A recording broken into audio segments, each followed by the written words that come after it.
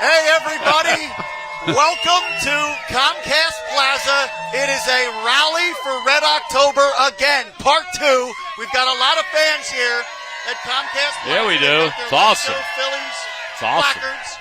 This is presented by Toyota. Ben Davis, Tom McCarthy, and myself, John Clark. How do we look, Johnny? I think we look pretty right, good. You guys always look good on the broadcast. Ben's hair is out of place. So is yours. 162 games with these guys. We appreciate everything you did this year, and we're going back to the playoffs here in Philadelphia. You ready to do this again? All right, and we've got the Rally for Red October bus right behind us. It's going to go all around Philly. It's going to make some stops in Delco. 3 stops in Delco, no big deal. Ben Davis got that put through. Ben Davis made sure that happened. Tom McCarthy and Ben Davis, you've been watching this team all year long. I was talking to some guys down in Miami. They really wanted to face the Brewers and the Dodgers. But how about for the Phillies? Because, you know, the Marlins have played well against the Phillies this year and in recent years. Yeah, I mean, I think it is a tough matchup because of all the left-handers they have. They'll start one tomorrow. They'll start another one on Wednesday. So those guys are good. Their bullpen is really good with left-handers, too. I still think we have the advantage on so many levels just because of our ability to be there last year, the understanding of what it's like, and because of all of you, too, just to kind of lift us up a little bit, too. 8 o'clock start. Yeah. I mean, I think that the Major League Baseball saw what happened last year and said, let's see, Tampa, 8 o'clock, no. Milwaukee, 8 o'clock, no. I think we'll just do Philadelphia at 8 o'clock because it's going to be crazy. Yeah. You're getting a little taste of that. How about you in the matchup against the Marlins? What stands out to you? Well, I would agree. I think some of their lefties can neutralize some of our lefties in the lineup, but I think that's why Bohm, Real Muto, and Castellanos have to come up big in the series. The Marlins are very, very good in one-run ball games. You had mentioned that on the broadcast yesterday, Tom. So that is something to be concerned with, but they got to build up some runs. I think they're going to win this series with offense. They have to. It's very interesting because the Marlins are the best team in one-run games, but they go into these playoffs with the worst run differential of any playoff team ever. Right. So is that sustainable, winning those really close games, one-run games? Well, I think it is, but I also think I agree with Ben. I can't imagine it's going to get to that point. I just think it's going to be – they're going to have to keep up with our offense. That's my opinion. And I think that's where the advantage is for the Phillies standpoint. Without a doubt. I think that's the way it's going to be. And I also think Arise being banged up is also, there's a question. He's going to play. I can't imagine he won't play. But the fact that he's still kind of banged up, I think, does weigh on them. Yeah, and you heard about how he got hurt, right? Oh, yeah. It was during, the closers celebration or the entrance music, the lights go out. He was going down the dugout steps. Wait till he becomes 55 and he's got to go to the bathroom in the middle of the night and there's no lights on. That's when it really gets difficult. But he, of course, one of the best hitters in baseball, hit .347 against the Phillies this year. And you look at him, when he's got runners on base, he's hitting over 400. He's really good. He's good. How do you approach him if you're the Phillies hitters? You don't want to let him get on base. No, you don't want to let him get on base, but you also got to realize that, hey, I think you wipe the slate clean in the playoffs. Too. And I think you attack him accordingly. He's a good hitter. His bat-to-ball skills are off the charts. His hand-eye coordination. He uses the whole field. Doesn't hit for a whole lot of power, but he's very good bat-to-ball skills.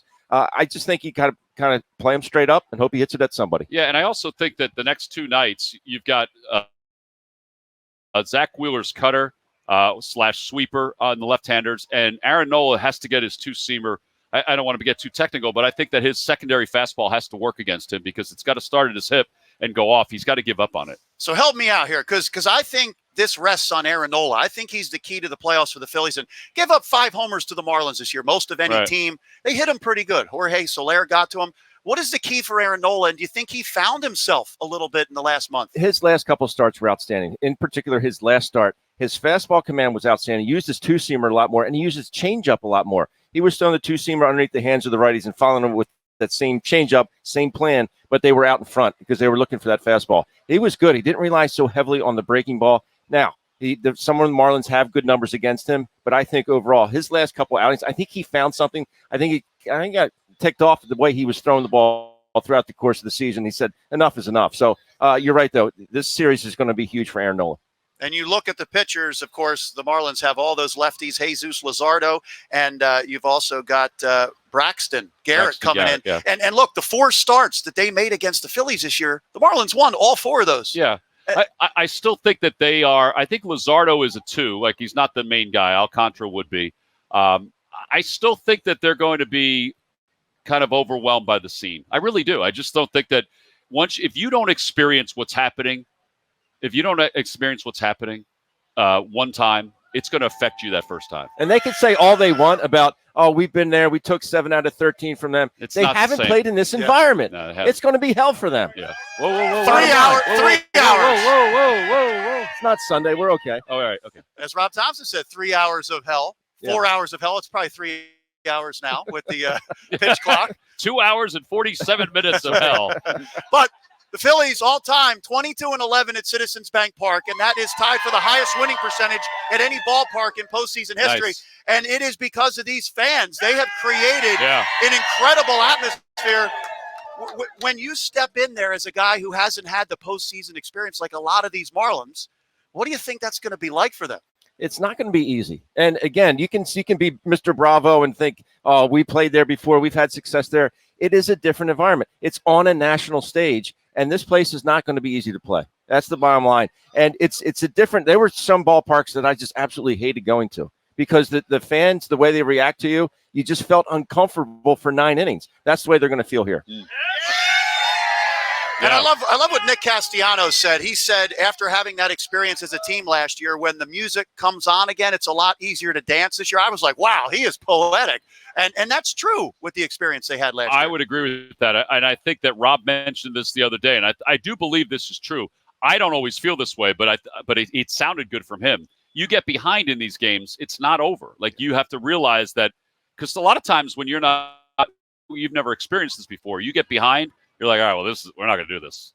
These guys won't be that way. If they get behind, I mean, listen, they're number 3 in all Major League Baseball and come from behind wins. I actually think that's bigger than the one-run victories. I really do. I think that gives you an indication of a championship team. Yeah, and the new guys that came in, they felt that. Never quit in any game. They show a lot of fight. We've got a lot of great Phillies fans here at Comcast Plaza. It is the Hunt for Red October and the Rally for Red October presented by Toyota. And we're going to take some of your questions here and virtually. So if you want to get online, you can ask us some questions. Ashley's standing by right now. We've got some Phillies fans with some questions for Tom and Ben here. Yeah, guys, we have our first fan question here from Taylor. Woo! First of all, let's go, Phils. Yeah. I am so excited for Red October. Question for you. Prediction. Which daycare player do you think is going to come up big for the Phillies this series? Who's going to be most important here? I think Alec Bohm is the most important here. I really do. Well, I mean, you gave me the first option. I think Alec is the most important, and I think he is because of what he did yesterday.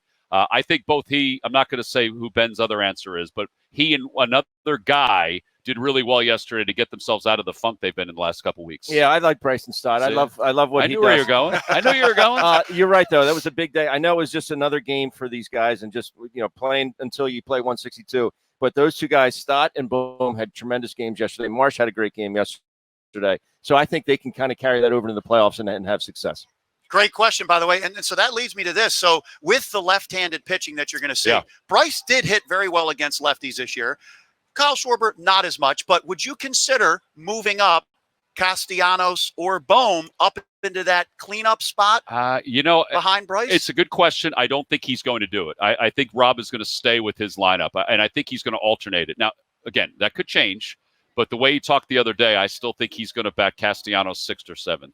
I really do. Because Bohm and Castellanos hit, lefties really well this year. He could change it, but that's just how I feel the conversation has gone with him the last few days. Now, again, he could switch it, and he hasn't been afraid of making those switches. But I just think he's led us to believe that it's probably going to be the lineup we've seen recently. Yeah, I think Bohm's going to be behind Harper. I think there's just less swing and miss with Bohm behind Harper than there would be with Castellanos. And Castellanos, listen, he was very gracious in moving down. He didn't want to do it, but for the sake of the team, he did it. He's produced. Yeah. He didn't go down there and sulk and say, I'm not a 7-8 hole hitter. That's not me. He went down there and produced, and that shows you what kind of basically what this whole team is comprised of, and the type of the chemistry that they have and what they're made of. Yeah. And I really like this matchup for Nick because he's a righty against the lefties, but also because he really found himself on that trip to Miami. Yeah. Got to go home in the home batting cage and really got it going from there.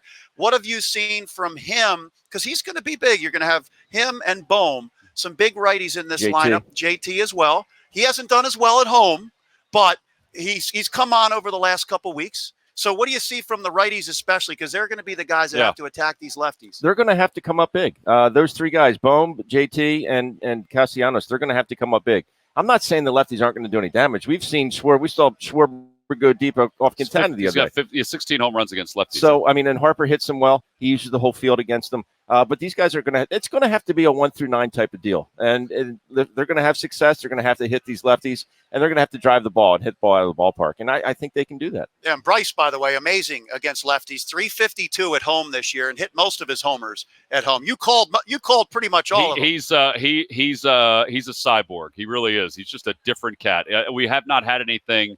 I think the closest thing we have to his personality and his big game ability is Chase Utley. Yeah, that says a lot. Yeah. Bryce Harper and Chase Utley, huh? Yeah. All right, Ashley is standing by. We've got a lot of Phillies fans here at the Comcast Plaza. I'll let her get ready real quick. We have some Phillies fans who've got questions. And once again, you can jump on and you can ask Tom and Ben some questions virtually. Let's go over to Ashley now. All right, our next fan question comes from Ed. Ed, what do you got? Yes, Ed O'Donnell. Charlie Manuel is one of the greatest positive thinkers who's ever lived. And when he gives a talk anywhere, he gives like a sermon on positive thinking. So the question is, at all levels in sports, how do we get coaches, players to talk more about positive thinking, friendliness, kindness, especially to help these kids in the inner cities? Well, I think that Rob Thompson is a great role model for something like that. He's actually gone out to the Boys and Girls Club here in Philadelphia and the PAL Center on several different occasions. In fact, they just did a total renovation of the one PAL Center, and he was part of that as far as being a spokesman goes. So, I mean, my thought is that, he's the perfect person for that. I would also lean on some of the players. Brandon Marsh, if you ever watched him interact with kids, not only in the inner city, but also at the ballpark, he's pretty incredible when it comes to that kind of stuff. So that, to me, those two, it's a team effort on all different levels. And I think that Rob is a great leader when it comes to all that stuff. He's just a leader. And that's why we're going to do well, because the man doesn't let anything faze him. No. And you know what? We kind of forget, you see the Braves and how good they are. Yeah. Epic lineup and epic production. But the Phillies, once again, just like last year, hit their stride in June. Second best team in baseball since June. And this team is right there with all the other teams. Is there any fear of the Atlanta Braves? No. I mean, the Braves are a juggernaut.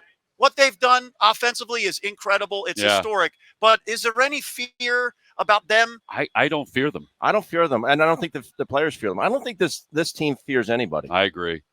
They just go about their business. And, they say, we don't care who we play. They don't care. They feel that they're going to go out there and they're going to have success against any opponent, whether that be the Braves or the Brewers or the Dodgers, whoever. That's how much belief they have in themselves and in each other. And it's not going to waver. It just won't. And I think, despite the fact the Braves did have the winning record this year in the season series, I still think that the Phillies are in their head. And I think it will be – listen, they got to get through the Marlins first. Yeah. But I do not fear the Atlanta Braves. Now, Spencer Strider has been unbelievable against the Phillies in the regular season. But we saw what happened last year. You talk about being in their head. Do you think the Phillies are in his head specifically? Well, it's a good question. My only thing about that last year, and Ben can attest, he wasn't healthy. Like, he just wasn't healthy. However, I do think that when he arrives at our ballpark for Game 4 of the NLDS, I do think that there's going to be an impact on it. I really do. Maybe the Phillies could show that Reese Hoskins home run and bat spike. They might show that a couple times. It might be there. Yeah, it might be there. It might be there. But getting back, they just don't fear anybody. They don't care who's on the mound. They said they're going to go up there and they're going to have good quality at bats. They're going to be professional about it and go up and attack accordingly. What do you think we're going to see from Zack Wheeler Game 1 tomorrow night, 8:08? All these Phillies fans are going to be there. And we have heard Zack Wheeler, the moment he stepped down in Clearwater all season, he has never forgotten about that Game 6 last year. It has been in his mind the whole entire time.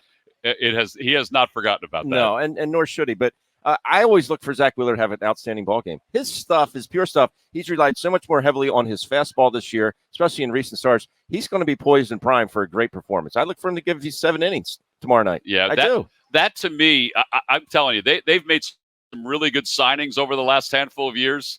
That to me is as under a radar premier signing as anybody's ever made.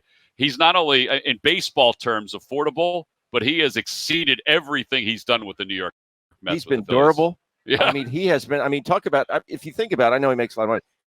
He's a steal for what they were able to get him for. He's also very funny. He's a great very funny. Well, let us know about that because we don't always see that side of him because he's very professional. Very dry. So last year during a game, there was a time where Zack Eflin went over and got a I don't know, it was a foul ball or something like that, and he went over and got it. And I said, wow, Zack Wheeler really went after that, and it was Eflin. So the next day, I'm talking to Zack Wheeler, and he goes, "What's up, Tim?" And he kept on walking, and I'm like, "Tim, that's weird." And I went, "Wait a minute, did you call me Tim because I called you Zack Eflin yesterday?" He goes, "Yeah." No, but he's different. In fact, some pitchers, and I was a catcher, so I had to deal with them every day. But some pitchers, when it was their day to start, that you couldn't talk to them. You're right. Like, until you went over the game plan, they didn't talk to anybody. They stayed about their business. They stayed in their locker, and they just looked forward, listened to music, whatever. Zack Wheeler's a different cat. He comes out and hangs out in the dugout with us and talks and like, what do you think? Oh, I like this mound. It's a good mound. I like pitching here. Blah, I don't blah, like the backdrop. It's too close. And he just comes out and just, really just shoots the breeze with you and gets ready for it. That's how much belief he has in himself and his teammates. And it just doesn't let anything really get to him. Yeah. So you got Zack Wheeler and then Aaron Nola Wednesday night. Yeah. If there is a deciding game 3, who do you guys think it is? I think it's got to be Ranger. I think it's Ranger. I do. I think the experience plays a part of that. And, I just think their options are kind of limited after the first 2. I will say this, though. If for some reason there's a need for Ranger in games 1 and 2, they're not going to be afraid. He could be in the bullpen. And if they don't need him, then he starts game 3. So if you're up a run and you can close it out in game 2, Ranger Suarez, 9th inning could possibly close out. No, I don't think that. I just think that, I can't put anything past Rob because he does think about these things. I still think that if you haven't used Alvarado or Kimbrel, it's going to be their inning. Wow. Yeah, but I do think that he'll be there in case they need him. But I think that's the plan, is that he's going to start game 3. And let's go back over to our crowd here at Comcast Plaza. Yeah. Look at all the red out here in Center City. Ashley's over there with a Phillies fan. All right, our next fan question is from Mike. Go ahead, Mike. What's up, guys? Following up on your bullpen talk, T-Mac, who needs to step up out of the bullpen considering how hot and cold they've been? And can young Mr. Kirkering be a factor as we go forward? I do think he'll be a factor. I don't know how intense the moment will be that he'll be in, but he is going to be on the roster. At least that's my understanding of it. I think the guys at the end of the bullpen, Kimbrel and Alvarado they just need to be the guys. Like, you need to rely on them. So if you have a lead, it's done. If it's a matchup against the left-hander in the 9th inning, it's Alvarado. If it's a matchup against a right-hander, it's Craig Kimbrel. Those guys, to me, they need to get it done. I will say this: Gregory Soto has been unbelievable the last 2 weeks. Yes, he's been good at times this year. There's been like 3 or 4 outings where he's given up multiple runs. So that's why his ERA is a little higher. I still feel that some other guys are going to play a factor in this. The Sarah Anthony. I think he kind of find a couple things his last couple outings as well. But we'll see. Yeah, and that was one of the questions from Phillies fans, the right-handers in the bullpen. Where do you think Sir Anthony really is right now? How much do you trust him? On a scale of 1 to 10, I'd say probably around a 7. I trust him. I think he's kind of figured out. Ricky Bo and I were talking during the game yesterday. He comes in, he threw a 97-mile-an-hour fastball. I forget who it was, struck someone with that little cut on it.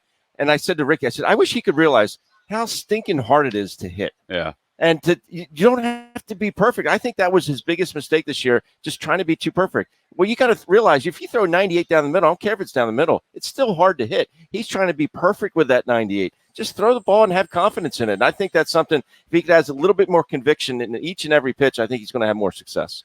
All right, and Ben, this is a good transition to you because we have a question virtually from a professor. That is a tough name, but I'm going to read the question. I can read that. My question is for Mr. Handsome Ben Davis.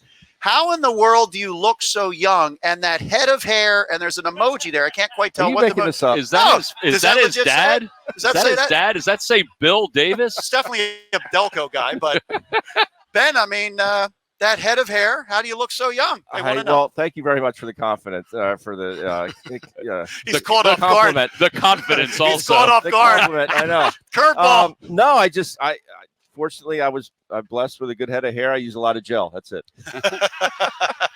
By the way, there is a question here. It's more of a statement. I can't get the name here, but one Phillies fan's not a complaint, but said, you guys need to stop complaining and just have confidence in the Phillies. We're just trying to set up the challenge that is the Marlins. The Marlins are not easy, and they're a scrappy team. Yeah. So we're just setting up what the Phillies are going to be facing. I have nothing but confidence in this. I really do. I don't feel I don't feel that this is going to be a speed bump at all. I just don't want to look past them, Right. Because I think people have done that before in years past. I just want to give the Marlins as much of our attention as possible before we think about the Braves. Yeah. I would agree with that, and I don't think the players will. I don't think they're worried about Tuesday night, tomorrow night. That is the only thing they're worried about right now. I can't wait. I mean, I wish it was today. Honestly, Yeah. I really do. I wish it was today. I think the players wish it was today. I'm going to the ballpark in a little bit. I've got to do an interview with Zack Wheeler in a little bit, and I can't wait for that. But I wish it was today. I really did.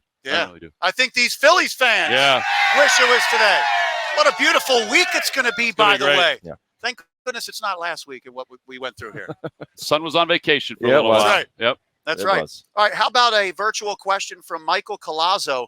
And this is a good question, and it not only involves off the bench, but in the lineup. Where do you think the Phillies land when needing a right-handed bat deep off the bench, Christian Pache or Wes Wilson? But that's an interesting question to actually have as in the starting lineup. Yeah, I think Pache is going to start tomorrow in left field, and I think Wilson will be the right-handed bat off the bench, and I think that's good. I think they needed a right-handed bat off the bench. Yeah, and I think with Zack Wheeler on the mound, I think defense is going to be at a premium, and I think Pache offers you the best defense out there. Yep. Yeah, and let's go to another question. This is Patrick Harris. How worried should we be about the Marlins? One Phillies fan just didn't want to hear about the Marlins, but listen, they are a scrappy team, and they have made the playoffs over the last week without several of their best starters. And Luis Arise wasn't even in the lineup. So I will say this. The last 2 weeks of the season, actually the last 3 weeks of the season, they had by far the easiest opponents against percentage of anybody. So they were set up to do this, even without all their players. Again, they're a scrappy team, but this team is better than they are. So, and they're home. That's the biggest thing, is that they're home. And, you know, we're not going to have to go to Lone Depot Park, and it's the dreariness of that. We're going to – I don't like Lone Depot Park. I'm with you. I don't like it. I don't like it. But, yeah, no, it's like playing at a morgue. Yeah. Yeah. Honest to God, I remember it was always closed, too. I don't get it. I remember JT Realmuto told me that when he was playing for the Marlins, they had to whisper in their own dugout because of how quiet it was in there. They didn't want the other team to hear what they were talking about. Yeah. And that is amazing to have that amount of silence in a ballpark. Very true. It is the quietest ballpark in the history of ballparks. And it's a nice ballpark. It actually is, but it is so quiet. I mean, it's desolate in there. But all the games are going to be right here in right. Philly. That's right. Tuesday, Wednesday, and only if necessary on Thursday. How many of you are going to the games? We're going to see you out there? All right, we have another question here from a Phillies fan, Corey C. Maybe Corey Clement, former Eagle. Do you think they will use Hoffman in the bullpen? How do you think they will use him? I think what role? I think he's going to be in the 7th or 8th inning. Mm-hmm. I think he's going to be in a high leverage situation. He's a great story. You need these kind of stories in baseball to be a championship team. I think he's going to be in the 7th and 8th in high leverage. And he's earned it. He sure has. He basically came in as a mop-up guy when he first when they signed and they brought him back to the big leagues. Great signing. But I mean, think about it. He was Bryce Harper's batting practice pitcher. Is basically what he was, traveling around with the team, throwing Bryce live batting practice. And Bryce said, "This guy's pretty good." He was really good. And they put him in, and he really has earned his way into high leverage situations. And why not? He's got great stuff. Mm-hmm. But I think the addition of the splitter that he's throwing now, I mean, he's basically a fastball slider when he first started, and then he starts throwing the splitter, and that can really neutralize a lot of these lefties. Yeah, good point. And by the way, a little bit of an appreciation for like Kyle Schwarber, for example. I mean, second straight year he finishes the second most home run in baseball, and the amount of walks that he's had this year. I know he always tells you guys as well, tells everybody, I don't like to see that 1 in front of my batting average, but the amount of times he's on base, how much does that help the team? And is he kind of changing the leadoff spot in a way? He is, and I can't believe I said it the other night on the postgame show. I said, I don't care about his batting average. I never thought, because I'm kind of a purist. You're an analytic guy. I never thought I'd say that, but I don't. I mean, I can't imagine hitting 93 doubles in 2 years, okay? Let alone 93 home runs. I mean, this guy is must-see TV. Yeah. But the walks, what he's been able to, what he finished with 103 RBIs? 106. No, 104. Yeah, 104. Nick had 106. Yeah. What he's been able to do, that he's been able to get those opportunities because the bottom of the lineup has produced. They have to pitch to him because the bases are occupied. Mm-hmm. He's getting the home runs and the RBIs. And then, obviously, he's scoring a lot of runs because the middle of the lineup is driving him in. You say, well, he's just going to clog up the bases. He's not clogging up the bases because the guys behind him are driving him in.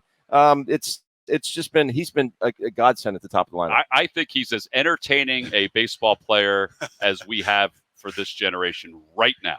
I just think he is. If you look at the top 10 hitters in baseball batting average-wise, the last time I looked, he has been on base more than 4 of them.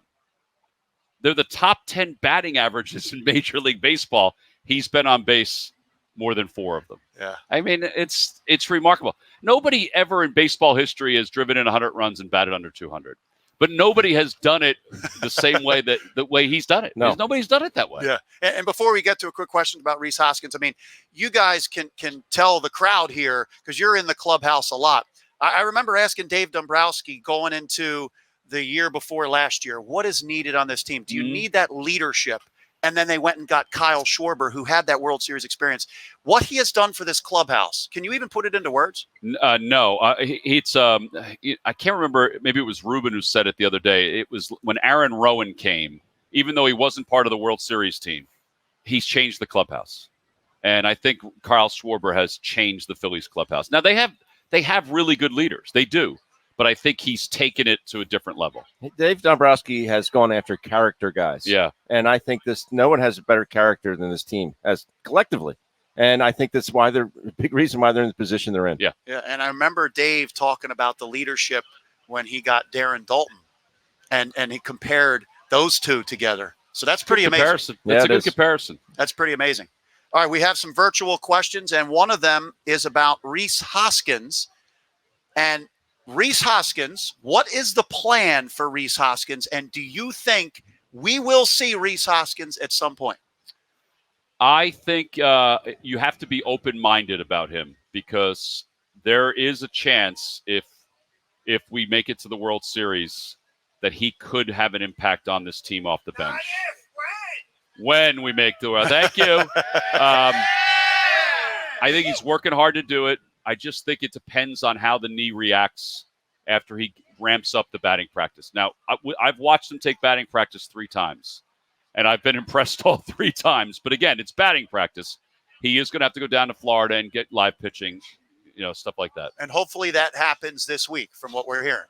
Hopefully it does. Yeah. Hopefully it does. But it would be a heck of a bat to have off the bench, that's for sure. And it would be an amazing story for him and for this organization for this to happen because the guy is, I've told people he's top 3 of the people I've met in this game. Yeah. I mean, just on and off the field. And the Phillies will tell you that Rhys has never turned down a public appearance or something for a charity, something in the community, and he offers his services all the time to go out and be with the people. He's amazing. Yeah. Again, character guy. Yeah. Character guy. You're right. All right, so maybe a final question here virtually. I see a lot of please no Angel Hernandez. I don't think you have to worry about that. I really don't have to worry about I really don't think you have to worry about it. But we did hear that from he's one of the most despised people that comes through our city. But how about this question from Christopher?